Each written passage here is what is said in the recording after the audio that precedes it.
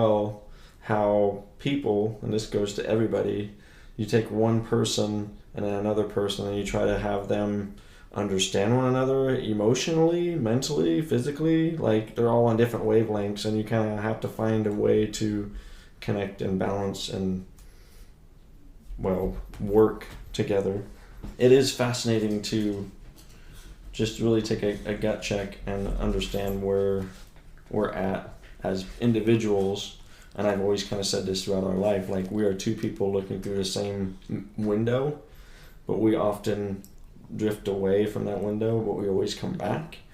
And I think that's that love that I keep looking forward to. Every day for me is a new day with you and a new way of finding out something new about you, which I still do, and then reliving a lot of things that I do know about you, as such as your love for Boise State, athletics and partial process. And that's the thing, I keep thriving and striving to do more and finding out more, because I just feel as we've been going through these, troublesome times, whether it's, politically or not, we're always there for one another, and we always try to help one another, and that's the thing I've always been grateful for. You say a lot of very great, we're always there for each other and I learn from you every day and blah blah blah, but I don't know if that's always the reality of it. Maybe in your mind that's how you want it to always be, but it doesn't it doesn't feel that way every day. Maybe that's the goal. Right. Well, I think that's nothing is perfect. Everything is worked for, as you said. Whatever you put in is what you're going to get out of it. And of course, we all have our off days, but I think that's the ultimate goal, value, objective, principle of our relationship, is building towards, understanding, love, and honesty towards one another. Yeah. Oh God. Here comes the mockery. So, mocking you. You just word things differently than I do, and I think that's just one of our differences. Right. Well, and I think that's again the purpose of this podcast, is to show that our differences is the other part of our relationship that helps us balance each other out. I still remember the vivid radio when we're on the Spud Brothers in the morning, and I wanted to win. Have no memory of this. Yes, I do, because I remember what one of the Spud Brothers said in the morning. He's like, "How are you guys even married? You guys are totally not compatible." And we're not that compatible. we're not that compatible, but that's the beauty and the uniqueness of this relationship, is that we try to bring in different views of what you put into it. So if we were to give advice for staying married for 17 years to anybody listening, which I'll probably get my typical 20 people that listen to this. So if you 20, listen up. What would be your key process of what you put in is what you get out of this marriage, if that makes sense? It doesn't make sense. It doesn't make sense. See, that's the beauty of this relationship.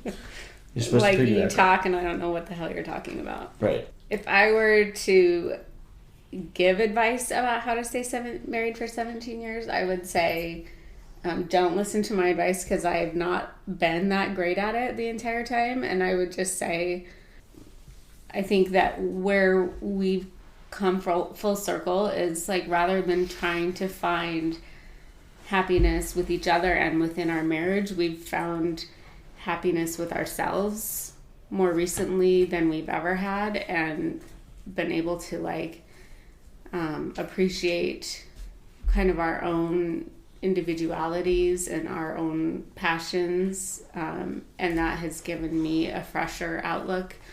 That was just, I think, something that I lost very early on, and I think probably it relates to being in a marriage at a young age and starting a relationship at 18 and getting married almost 5 years later, and then having a kid a year or so later. And they were all choices that I made, and I wanted to make those choices, but in hindsight those are formative years where you are learning a lot about yourself. And instead of kind of going through that process, I was going through the process of like being a wife and being a mother and trying to take care of people and not really knowing me and like what makes me happy and what fuels me and drives me. And you just kind of get stuck in that pattern. And so I would just say for like relationships in general or long-term ones, marriages, whatever, like your happiness and your value is so important and the most important, because everybody says it, but it doesn't always make sense. Like if you don't love yourself, you can't love somebody else. And I know that we have had that conversation so many times. And it's not necessarily like love so much as it is if you don't know how to take care of yourself. Like I loved myself, but I didn't know how to take care of myself because I was like so consumed with taking care of everybody else. Right. And then learning that I have to take care of me and how to take care of me was something that I didn't learn until my very late 30s, that needed to be a priority for me because I was really unhappy when I wasn't making that a priority. And then it's made me feel happier and then be a happier wife and a happier mom. And I would piggyback off that because I always felt like, you know, as the man of the house, I got to bring in the bacon and just give you all these responsibilities and give you the money. And I don't care, you know, I make this, here it is, you know, take care of it, right? You have to know yourself and know what you're about and know your values, particularly what you stand for, what's your purpose, and everything else will fall into place. Like pretty much once you can put your hair down, once you can, you know, walk around naked and not feel self-conscious about your body, really will be able to allow other things to happen. Will allow other things to come about, not only who you are, but what you're doing with the person that you love and share and your soul and everything that goes along with it. So it's just always interesting to think of, you know, again, going back to this troublesome times that we've been through the last year and how the dynamics of our family has changed, I think for the better. I think our relationship has bettered because of, you know, our communications are more purposeful.